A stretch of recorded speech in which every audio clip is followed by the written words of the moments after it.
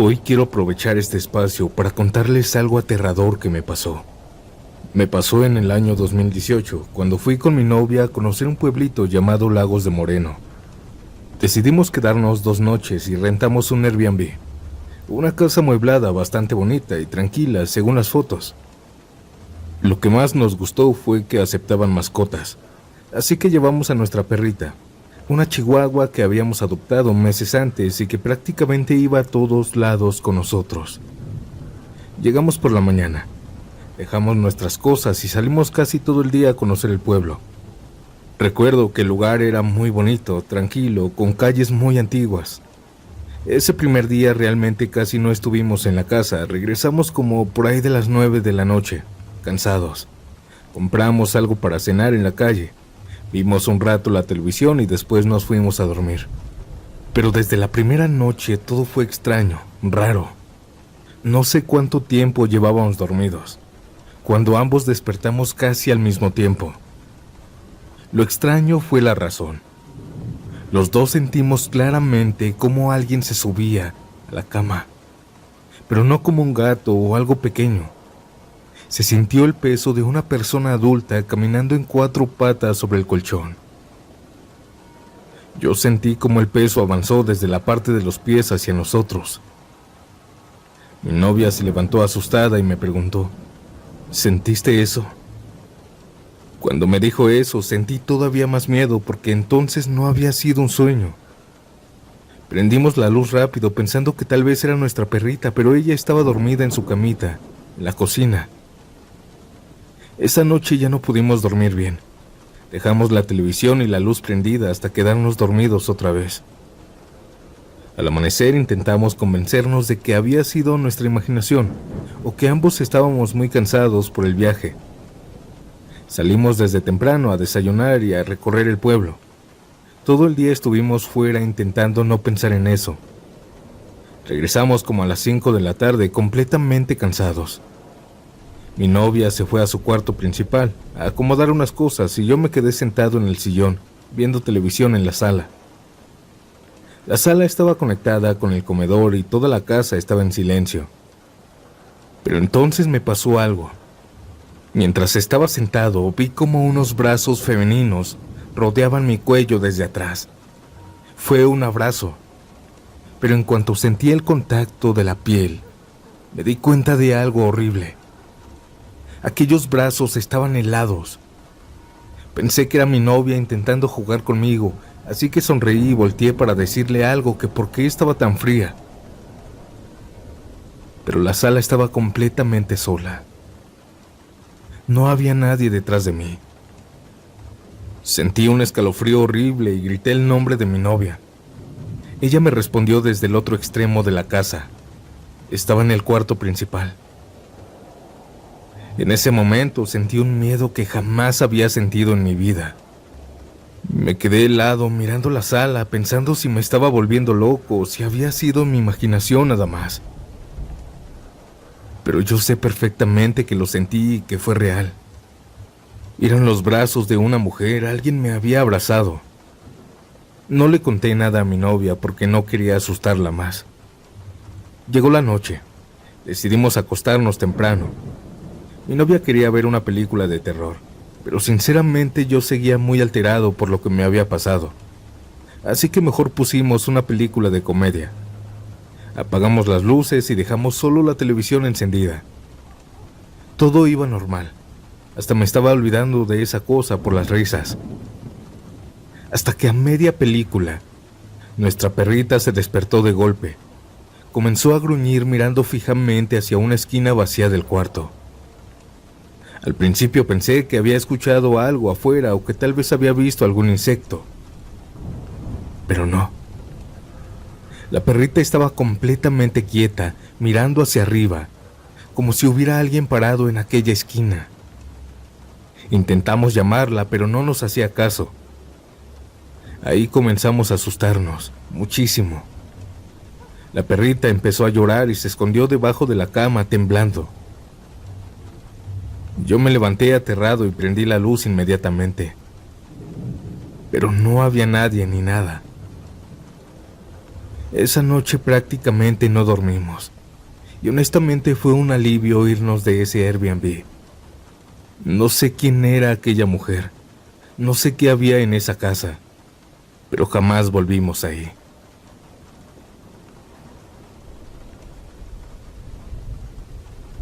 Audiencia, buenas noches, mi nombre es Santiago y con esta historia comenzamos un nuevo episodio y un nuevo capítulo en Estación Siniestra.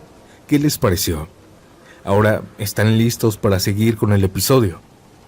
Bueno, pues prepárense, porque las historias que siguen están muy buenas. Claro, para nosotros que las escuchamos, porque para los que las cuentan, es otra cosa totalmente diferente. Bienvenidos, bienvenidas, audiencia. Continuemos.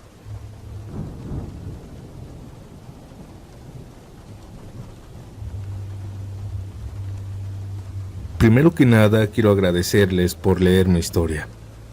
Durante mucho tiempo dudé en mandarla. No porque no quisiera contarla, sino porque dentro de mi familia todavía hay personas que prefieren no hablar. Hay cosas que cuando pasan en un pueblo se quedan ahí, guardadas entre las paredes de la casa, entre los caminos de tierra, entre las pláticas de los abuelos. Pero yo crecí escuchando esta historia desde niño. Y aunque no me tocó vivirla directamente, fue a mi papá quien la vivió en carne propia, junto con mis abuelos, mis tías. Mi papá creció en un pueblito de Tizayuca, Hidalgo. En ese entonces el pueblo no era como ahora. Las calles eran más solas, habían más terrenos baldíos, más campo, más animales. Y en las noches el silencio daba entre paz y miedo. Dice mi papá que le gustaba mucho el pueblo, porque podía escuchar a los perros ladrando o aullando a lo lejos. Es decir, era una paz en la noche muy linda. La casa de mis abuelos era grande.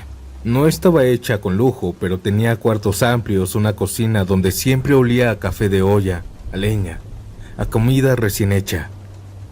Y un patio trasero enorme, donde mis abuelos tenían animales. Habían gallinas, borregos, un burro, 2 caballos, unas vacas que mi abuelo ordeñaba todos los días antes de que saliera el sol. La vida ahí se disfrutaba, pero era también dura, sin embargo bonita. Ahí en el pueblo todos se conocían, todos se saludaban, y aunque no faltaban los problemas, la familia siempre estaba junta. Mi papá fue el primer nieto y el primer sobrino. Es por eso que todos lo querían muchísimo. Mis abuelos lo consentían, las tías lo trataban como si fuera su hermanito menor, y él creció rodeado de cariño. Siempre me cuenta que en esa casa nunca se sintió solo. Aunque sus papás trabajaban o salieran, siempre había alguien que le daba de comer, alguien que lo mandaba por las tortillas, alguien que lo regañaba si llegaba tarde, o alguien que le preguntaba cómo le había ido en la escuela. Conforme pasaron los años, la familia empezó a crecer. Mis tías se casaron, tuvieron hijos, y la casa de mis abuelos se llenó todavía más de vida. Pero había una tía en especial, de la que mi papá siempre hablaba con mucho cariño. Se llamaba Laura, que en paz descanse. Mi tía Laura era, según mi papá, una mujer alegre, trabajadora y muy cariñosa. Tenía una forma de llegar a la casa que todos reconocían. Abría la puerta del patio, caminaba hasta la cocina, se escuchaba por los tacones, aventaba o dejaba las llaves sobre la mesa y decía con una voz fuerte y contenta: «Ya llegué». Eso lo hacía siempre, diario. Aunque todos estuvieran ocupados, cuando se escuchaban las llaves o su voz, ya sabían que era Laura entrando a la casa. La tía Laura tuvo 3 niñas pequeñas que eran su vida entera. Mi papá dice que ella vivía para ellas, que no había día que no las abrazara o las llevara con ella a todos lados. La mayor apenas tenía 9 años, la de en medio era un poco más chica y la menor apenas tenía 4 años, cuando todo comenzó. Mi papá en ese entonces tenía 17 años. Estudiaba la prepa, pero también ayudaba en el campo de vez en cuando. Aún así, la mayor parte del tiempo estaba en casa de mis abuelos. Y a esa edad todavía era el consentido de la familia, aunque ya hubieran niños más pequeños. Mis tías lo seguían queriendo mucho y él quería mucho a sus primos y primas. Pero la vida de la familia cambió cuando la tía Laura se enfermó. Mi papá dice que al principio nadie entendía bien qué tenía. No era una enfermedad clara. Unos días se veía bien, otros días se veía apagada, como si algo la estuviera consumiendo desde adentro. Bajó de peso en muy poco tiempo. Se cansaba rápido, a veces decía que sentía frío aunque hiciera calor. Otras veces se quedaba mirando hacia un punto de la casa como si estuviera escuchando algo que los demás no podían oír. Le hablaban, pero ella parecía no escucharlos. Hasta una vez dice mi papá que la tuvieron que sacudir fuerte porque no reaccionaba. La llevaron con doctores, le dieron medicina, le hicieron estudios, de todo, pero nada parecía explicar lo que tenía. En la familia empezaron a decir que no era una enfermedad normal. Fue entonces cuando algunos comenzaron a decir que la habían hecho brujería. Fueron con una bruja del pueblo, y ella les confirmó esto. Dijo que el papá de las niñas había estado casado antes, o que todavía tenía una relación complicada con una mujer que nunca aceptó a mi tía Laura. Según lo que se contaba en la familia, esa mujer le tenía mucho coraje, y más de una persona le dijo que ella había buscado a alguien para hacerle un trabajo de brujería. Mi papá no sabe si eso fue verdad o no, nadie lo comprobó. Pero lo que sí es cierto es que la tía Laura se fue apagando de una manera muy extraña, hasta que finalmente falleció. Cuando murió, la casa de mis abuelos se llenó de un dolor que mi papá todavía recuerda con claridad. Dice que nunca había visto llorar así a mi abuelita. La niña más pequeña no entendía bien lo que estaba pasando. La mayor sí alcanzaba a comprender un poco, pero las otras dos solo preguntaban por su mamá. La más chiquita, la de 4 años, se dormía llorando algunas noches. Decía que quería que su mamá regresara de trabajar. Los días después del entierro fueron pesados. La casa se sentía distinta. Aunque había gente entrando y saliendo, el ambiente se había vuelto frío. Dice mi papá que incluso en la cocina, que antes era el lugar más vivo de la casa, se sentía silencioso. Todos hablaban bajito por respeto por esos días. Pero entonces, días después del entierro, empezaron las cosas raras. Al principio fueron detalles pequeños. Pasos en el patio de madrugada, pasos lentos, como de una persona caminando desde la entrada hasta la cocina. Mi abuelo varias veces salió a revisar con una lámpara, pensando que tal vez algún animal se había soltado o que alguien estaba metiéndose a robar. Pero no encontraba a nadie. Los perros a veces se quedaban mirando hacia la puerta del cuarto de la tía Laura y gruñían, pero no ladraban. Solo se quedaban tensos. Una noche, mi abuela estaba lavando unos trastes en el patio cuando escuchó que alguien suspiró detrás de ella. Pensó que había llegado una de sus hijas. Volteó, pero no había nadie. Otra ocasión, una de mis tías dijo que escuchó claramente cómo una mujer caminaba por el pasillo, arrastrando un poco los pies, como lo hacía Laura cuando llegaba cansada. Pero al asomarse al pasillo estaba vacío. Todos trataban de no hablar mucho de esto. Decían que era el dolor, que era la costumbre, que la mente jugaba con ellos. Mi papá también intentaba pensar así. A sus 17 años no quería creer en fantasmas ni brujerías. Pero había cosas que no se podían explicar tan fácil. La experiencia que más lo marcó ocurrió varias semanas después, cuando hubo feria en el pueblo. Ese día casi toda la familia salió. Algunos fueron a bailar, otros a cenar, otros solo a caminar entre los puestos. Había música a lo lejos, cohetes. Pero mi papá no quiso ir. No recuerdo si me dijo que estaba cansado o que tenía tarea de la prepa, pero decidió quedarse solo en la casa. Eran como las 6 de la tarde. Todavía no era de noche, pero ya estaba bajando la luz. Mi papá estaba en su cuarto, acostado o sentado, revisando unas cosas, cuando de pronto escuchó pasos en el patio. No se asustó al principio, pensó que alguien había regresado de la feria. Los pasos avanzaron desde la entrada hasta la cocina. Luego escuchó la puerta abrirse. Después el sonido clarísimo de unas llaves cayendo sobre la mesa y enseguida una voz de mujer que dijo: «Ya llegué». Mi papá se quedó helado, porque esa voz era la de Laura. No una voz parecida, era la misma voz, la misma forma de gritar. Por un momento mi papá pensó que se había confundido o que quizá era otra tía. Se levantó rápido y salió del cuarto esperando encontrarse con alguien. Pero no había nadie. La mesa estaba vacía, no habían llaves. La puerta estaba cerrada. El patio estaba solo. Mi papá recorrió la cocina, los cuartos, el cuarto de mis abuelos, el pasillo, el patio, el baño. Nada. La casa estaba completamente vacía. Dice que en ese momento no gritó, no salió corriendo. Se quedó parado en medio de la cocina, sintiendo que el cuerpo no le respondía. Porque lo que había escuchado no fue un ruido raro, no fue un golpe que se pudiera confundir. Fue una llegada completa. Los pasos, la puerta, las llaves, la voz. Y eso era imposible. La tía Laura estaba muerta. Cuando la familia regresó de la feria, mi papá les contó. Algunos le dijeron que tal vez se había quedado dormido o que a lo mejor soñó despierto. Pero mi abuelita no dijo nada. Solo se quedó mirándolo con los ojos llenos de lágrimas. Después bajó la cabeza y comenzó a llorar. Desde esa tarde las manifestaciones se volvieron más claras. Los pasos ya no se escuchaban solo de madrugada. A veces se podían oír en la tarde, en el día. A veces en la cocina, en el patio. Habían momentos en que todos estaban sentados comiendo y se escuchaba que alguien caminaba detrás de ellos. Pero al voltear no había nadie.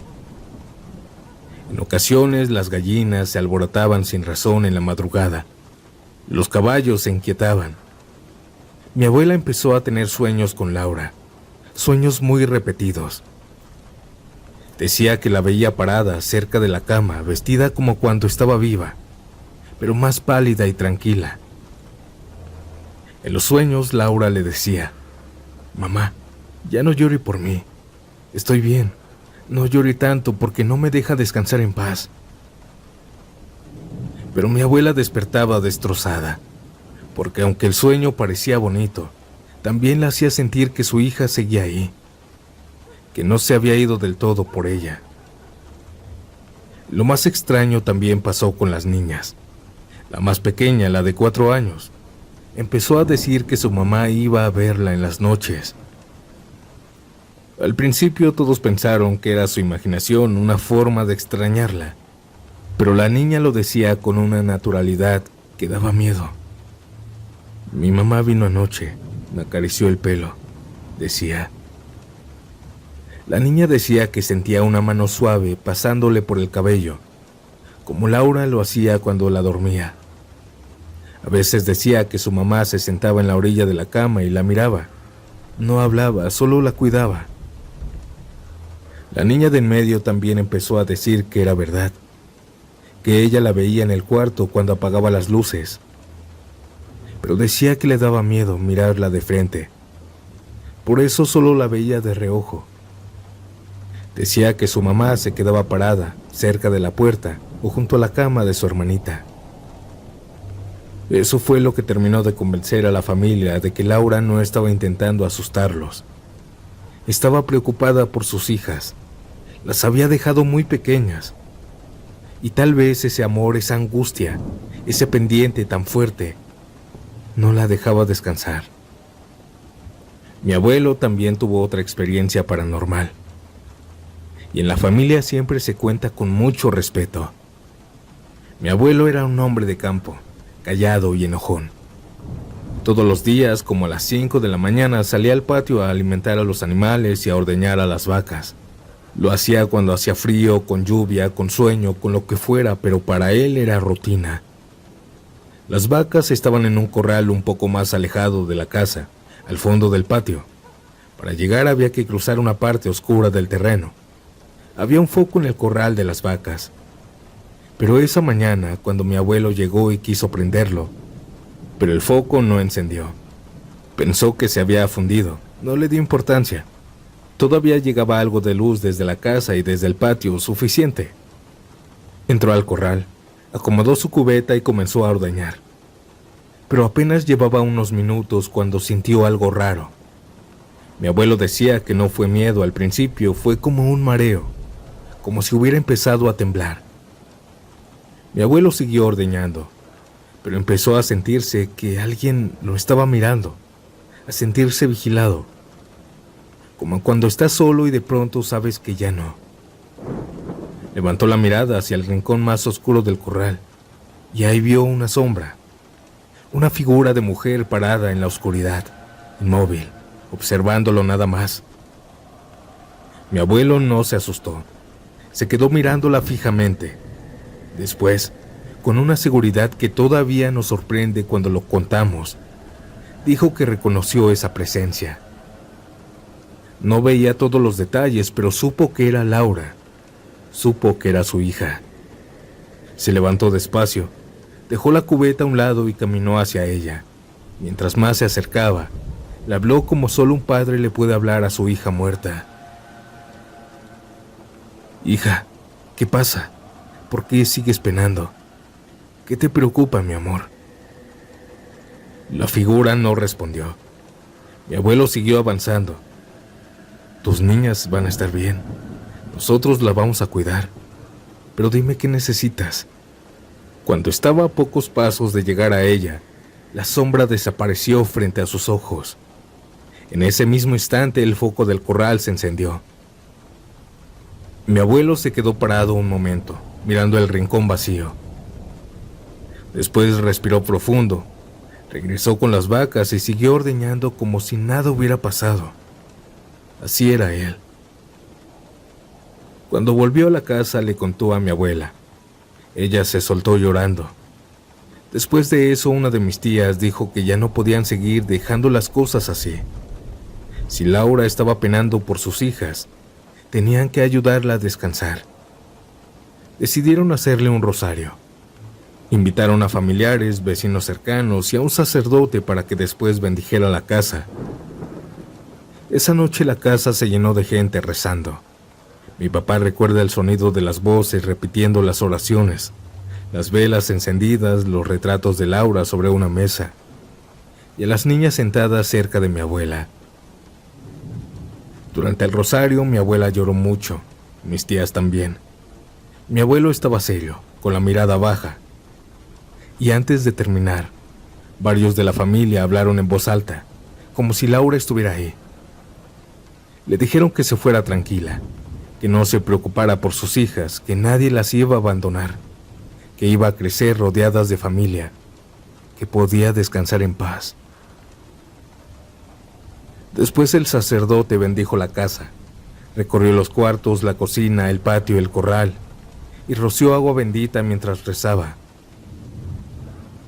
Mi papá dice que esa noche el ambiente se sintió muy pesado al principio, pero al final, cuando terminaron los rezos, se sintió una calma extraña. A partir de ese día los pasos dejaron de escucharse. La voz de Laura no volvió a sonar en la cocina. Las niñas dejaron de decir que su mamá iba por las noches.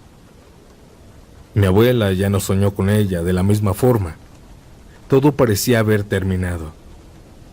Pero 2 días después pasó algo que hasta la fecha en mi familia se cuenta con mucho cuidado. Les llegó la noticia de que había muerto una mujer. La misma mujer de la que muchos decían que le había hecho brujería a mi tía Laura. La esposa o pareja anterior del papá de las niñas, la que supuestamente no aceptaba a Laura, le guardaba mucho rencor. Según dijeron, ella no estaba enferma, no tenía nada grave. Pero una noche cerca de las 10, le dio un infarto repentino. Lo más extraño fue lo que contó el papá de las niñas después. Dijo que antes de morir, la mujer cayó al suelo y empezó a señalar hacia enfrente, como si estuviera viendo a alguien parado en la habitación. Estaba aterrada, no podía respirar bien, y entre jadeos repetía el nombre de Laura. Nadie más veía nada, solo ella. Murió poco después. Cuando esa noticia llegó a la familia, nadie supo qué decir. Algunos pensaron que era justicia divina. Otros dijeron que Laura había ido a reclamarle. Otros prefirieron pensar que era una coincidencia. Mi papá nunca ha querido afirmar nada con seguridad. Él siempre dice que no sabe si aquella mujer realmente le hizo brujería a su tía, ni sabe si Laura se le había aparecido antes de morir. Sin embargo, también dice que hay coincidencias que se sienten demasiado pesadas para ser solo coincidencias.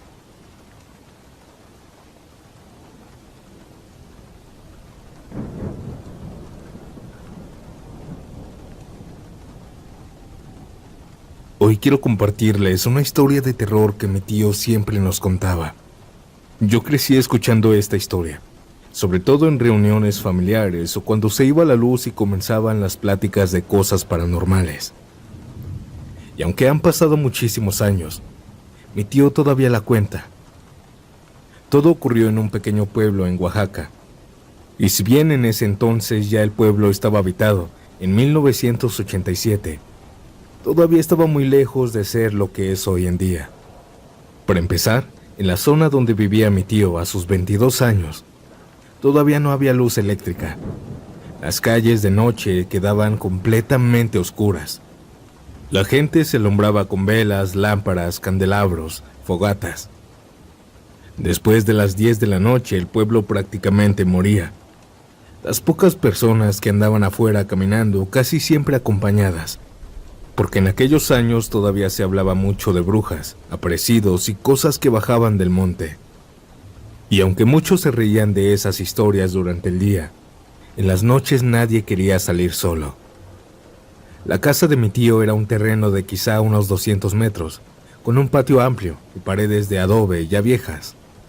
Lo que sí recuerdo que siempre decía con orgullo mi tío, era que ellos eran de las pocas familias que tenían zaguán grande. En aquellos años eso casi no se veía en el pueblo. Su casa estaba cerca de un río, y a unos metros comenzaba el monte. En las noches se escuchaban los grillos, sapos y el sonido del agua corriendo. Mi tío ahí vivía con su esposa, que en ese tiempo estaba embarazada de su primer hijo. Cuenta mi tío que ellos eran muy felices. Él trabajaba desde temprano y era muy responsable. Todos los días se levantaba como a las 5 o 5:30 de la mañana para irse a trabajar. Regresaba ya entrada la noche, cansado pero tranquilo. Nunca había tenido problemas con cosas paranormales ni decía creer demasiado en eso. De hecho, cuando alguien hablaba de brujas o fantasmas, él siempre decía lo mismo.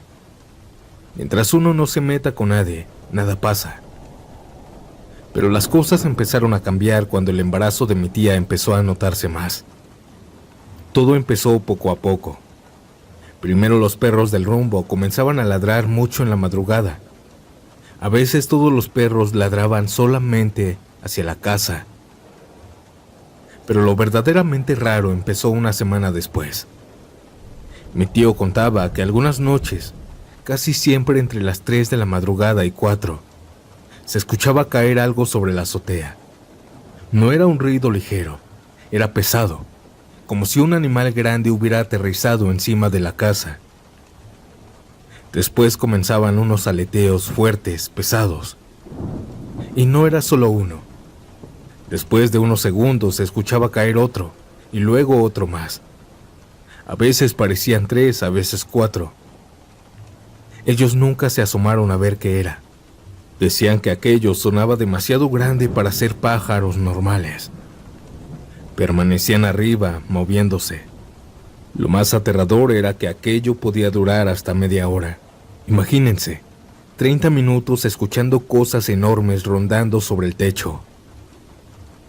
Después, de la misma manera en la que llegaban, se iban. Primero un aleteo fuerte y luego otro. Y finalmente silencio. Mi tío intentó convencerse de que eran animales grandes del monte, aves enormes que bajaban por la cercanía del río. Pero en el fondo ni él mismo se creía esto, porque ningún animal normal llegaba exactamente a la misma hora durante semanas. Y porque a veces, mientras aquellas cosas estaban arriba, Se alcanzaban a escuchar ruidos raros. Pasaron los meses y finalmente el bebé nació. Mi familia dice que desde que nació el niño, el ambiente en la casa se puso todavía más pesado, como si aquellas cosas ya no solo estuvieran rondando, sino esperaban algo. Por ejemplo, una ocasión mi tío salió a trabajar desde temprano. Mi tía se quedó sola con el bebé. No era tan tarde, eran como las 8:30 de la noche. Afuera todo estaba oscuro porque el pueblo, al no tener luz eléctrica, parecía tragado por ella. Solo se veían algunas velas dentro de las casas. Mi tía estaba arrullando al bebé cuando escuchó el golpe en la azotea, después otro y otro más. Aquellas cosas habían vuelto. Dice que sintió un miedo horrible, porque esa vez parecían más inquietas. Caminaban sobre el techo, arrastraban algo y aleteaban con fuerza. Mi tía corrió inmediatamente a cerrar bien las ventanas y asegurar la puerta. Ya varias personas del pueblo les habían advertido que cuando algo así pasaba, lo peor era dejar entradas abiertas. Mientras cerraba todo, comenzó a escuchar algo todavía peor. Voces. Eran voces de mujeres y una de un hombre. No entendía exactamente qué decían porque hablaban bajito, pero claramente estaban platicando arriba de la casa. A veces se reían, unas risas roncas. Mi tía quedó paralizada abrazando al bebé, porque aquello ya no sonaba como animales. Sonaban como personas caminando y hablando en la azotea. Dice que incluso alcanzó a escuchar que una de ellas dijo algo, y las demás comenzaron a reírse. Y lo peor era que el bebé comenzó a llorar desesperadamente. Mi tío siempre llegaba alrededor de las 9 de la noche, y esa vez no fue diferente. Cuando llegó frente al zaguán alcanzó a escuchar lo mismo, voces en la casa, risas. Al principio pensó que quizás su esposa había invitado familiares, pero en cuanto abrió la puerta y levantó la mirada hacia el techo, vio la verdad.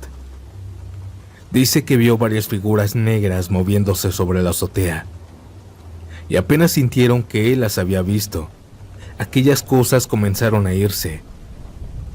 Pero antes de levantar vuelo, pudo verlas bien. Mi tío decía que tenía el tamaño de un guajolote grande, aunque un poco más robustas. Todo su cuerpo estaba cubierto de plumas negras, pero lo peor eran sus rostros, porque no tenían cara de ave. Tenían caras humanas. Rostros horribles, deformes, con caras de ancianos viejos mal mezclados con algo de animal. Aquellas cosas daban asco. Aquellas cosas levantaron vuelo una por una y desaparecieron rumbo al monte. Mi tío quedó paralizado mirando el cielo oscuro. Mi tía estaba adentro, llorando con el bebé en brazos, y le comentó todo lo que había escuchado. Esa noche casi no durmieron pensando que ellos iban a regresar. Pero no. Desde aquel día esas cosas dejaron de posarse sobre la azotea. Sin embargo, lo peor todavía no ocurría, porque según mi tío, aquello solo había sido el principio. Pasaron algunos días tranquilos hasta que una noche cenaron juntos y después se fueron a dormir con el bebé. Afuera se escuchaba el río y uno que otro perro ladrando a lo lejos. Todo parecía normal. Los tres se quedaron completamente dormidos, hasta que algo los despertó. Eran cerca de las 2 de la mañana. Alguien estaba golpeando desesperadamente la puerta, pero no la puerta de la calle.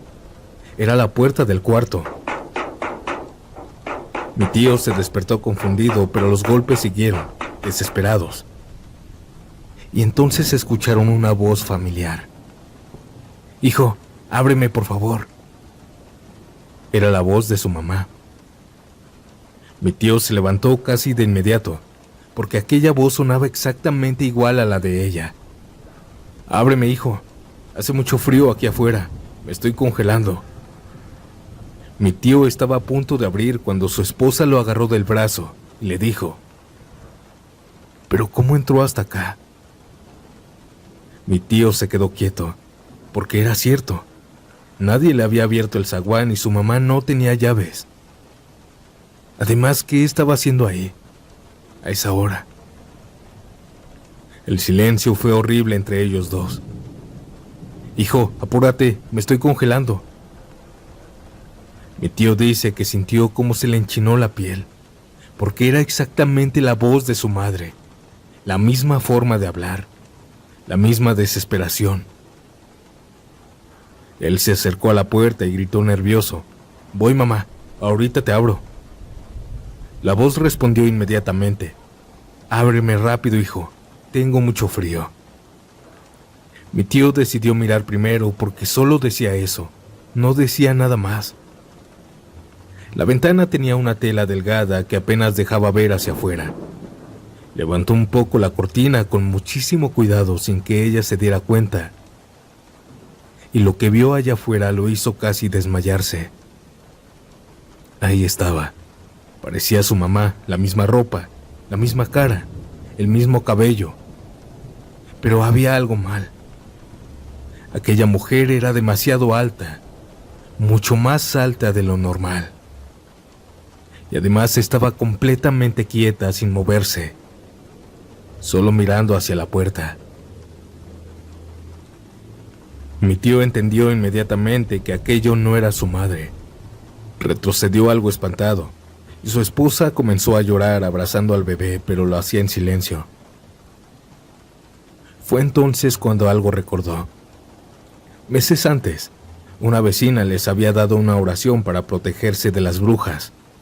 Una oración antigua, que según ella servía para ahuyentar cosas malas. Las 9 verdades, o algo parecido se llamaba. Mi tía le dijo que no abriera bajo ninguna circunstancia. Todo esto se hablaba susurrando para que aquella cosa no escuchara. Ya con la oración en la mano, ambos se acercaron a la puerta. Del otro lado, aquella cosa seguía parada. Podían ver su silueta marcada detrás de la tela. Y entonces aquella cosa volvió a hablar, pero ahora más desesperada. «Ábreme, hijo, por favor». Mi tío prendió una vela para alumbrar y comenzó a rezar junto con su esposa. Y apenas empezó la oración, aquella mujer dejó de tocar y de hablar. Todo quedó en silencio unos segundos. Y luego se escuchó su risa. Pero ya no era la voz de su mamá. Era una voz más gruesa, rasposa, burlona. Los dos siguieron rezando mientras temblaban de miedo. Y entonces vieron cómo la silueta retrocedía lentamente hacia el patio. Y frente a ellos, aquella figura de mujer comenzó a deformarse. La espalda se encorvó, los brazos parecieron abrirse, y poco a poco aquella cosa se convirtió en una de esas aves negras enormes. Levantó vuelo y desapareció hacia la oscuridad del monte. Mi tío y mi tía se quedaron abrazados, llorando junto al bebé hasta que amaneció. Ahí entendieron algo horrible. Aquellas brujas no querían entrar a la casa. Querían al niño. Todo había comenzado desde el embarazo. A la mañana siguiente ni siquiera lo pensaron demasiado. Agarraron algunas cosas y comenzaron a buscar un cuarto en renta en el centro del pueblo. Poco tiempo después se mudaron, y desde que dejaron aquella casa jamás volvió a suceder algo así. Mi tío decía que aquellas cosas se quedaban rondando en las orillas del pueblo, cerca de donde comenzaba el monte. Esto fue todo, audiencia. Buenas noches.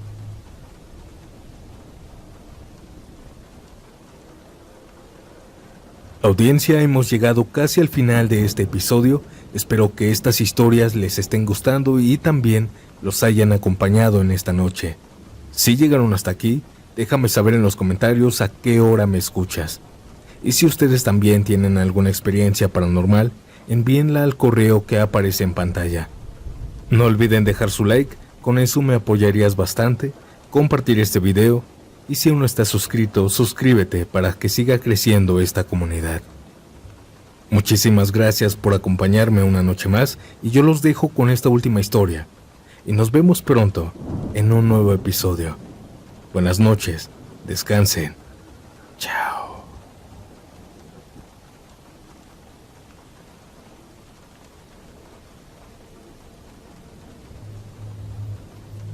¿Ustedes creen en los duendes? Hola Santiago, buenas noches. Quiero compartirte una historia que me pasó cuando era niño y que hasta la fecha sigue siendo muy recordada en mi familia y entre algunos vecinos de Acatlán, Puebla. Actualmente tengo 48 años de edad, pero esto ocurrió cuando yo iba en la primaria del pueblo. Creo que iba en cuarto grado y tenía como unos 8 o 9 años. En aquellos años Acatlán todavía era mucho más tranquilo. Había muchas parcelas, terrenos grandes y zonas donde el monte prácticamente comenzaba atrás de las casas. Todos los niños comenzamos a escuchar historias de duendes en el pueblo. Los adultos siempre nos advertían que no nos alejáramos mucho porque los duendes se llevaban a los niños. Recuerdo perfectamente que nuestras mamás o abuelas nos decían: si te portas mal, los duendes te van a llevar. Uno de niño se ríe de esas cosas, pero al mismo tiempo sí creces con el miedo. En ese tiempo yo tenía varios amigos de la primaria y casi todas las tardes jugábamos afuera. Había unas parcelas muy grandes cerca de donde vivíamos y más adelante comenzaba el monte. Esa zona era un lugar lleno de árboles enormes, arbustos muy verdes y caminos de tierra. Para nosotros era perfecto para jugar a las escondidillas. Una tarde salimos varios niños, como siempre. Recuerdo que hacía mucho frío, pero todavía había bastante luz. Éramos como 6 o 7 niños jugando entre los árboles y los arbustos. En un momento nos dimos cuenta de que uno de los niños ya no aparecía. Al principio pensamos que seguía escondido. Comenzamos a buscarlo entre los árboles, detrás de unas piedras y cerca de los arbustos, pero no había rastro de él. Le gritamos por su nombre y nadie respondía. Poco a poco empezamos a sentir miedo. Corrimos a avisarle a los adultos porque ya se nos hacía raro que no saliera. Recuerdo muy bien cómo se puso el ambiente en segundos. Los adultos comenzaron a buscarlo desesperados, pero tampoco lo encontraban. Cayó la noche y ellos siguieron.